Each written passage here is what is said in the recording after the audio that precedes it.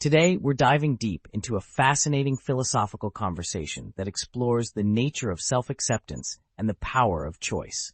We'll unpack the key concepts of this insightful exchange, exploring the ideas of Adlerian psychology and the journey of personal transformation. Buckle up, because it gets really interesting. I'm ready for this. So what's the central theme we're discussing here? The central theme is about our innate desire for happiness and how we often sabotage ourselves in the pursuit of it. It's a bit ironic, right? We might think that our happiness depends on external factors like our personality, our upbringing, or our circumstances. But according to the philosopher in this text, true happiness comes from within. Okay, so you're saying that our happiness is not dependent on who we are, but on a choice we make? Exactly. The philosopher argues that we're not simply stuck with the personalities we were born with, but we have the power to change our lifestyle, our worldview, and our outlook on life. Okay, I see.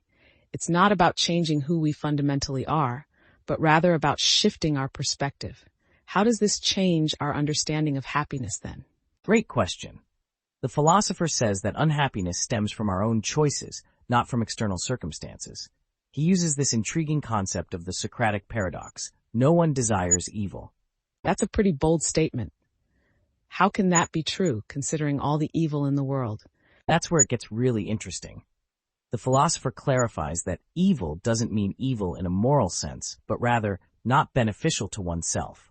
So, even a criminal might commit an act of violence, not out of a pure desire for evil, but because they believe it's beneficial in their own way. So, the philosopher is suggesting that even when we make choices that seem harmful or destructive, we're ultimately choosing what we perceive as beneficial, even if it's from a twisted perspective. Exactly. And that brings us back to our own happiness. The philosopher suggests that we choose to be unhappy. It's a difficult concept to grasp, but think about it. We might cling to negative thoughts, dwell on past experiences, or resist change because in some way it feels familiar or good to us.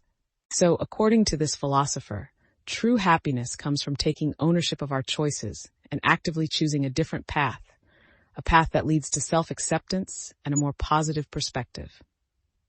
You got it. The philosopher emphasizes that the important thing is not what one is born with, but what use one makes of that equipment. We can't change the circumstances of our birth, but we can absolutely change how we approach our lives. This all sounds pretty powerful and encouraging, but isn't this a bit idealistic? Can we really just choose to be happy? That's a great point to bring up. The philosopher doesn't deny the influence of external factors like our upbringing or our environment. He acknowledges that these factors shape us, but he emphasizes that we're not just products of our past. We have the power to make conscious choices, even if our initial choices were unconscious.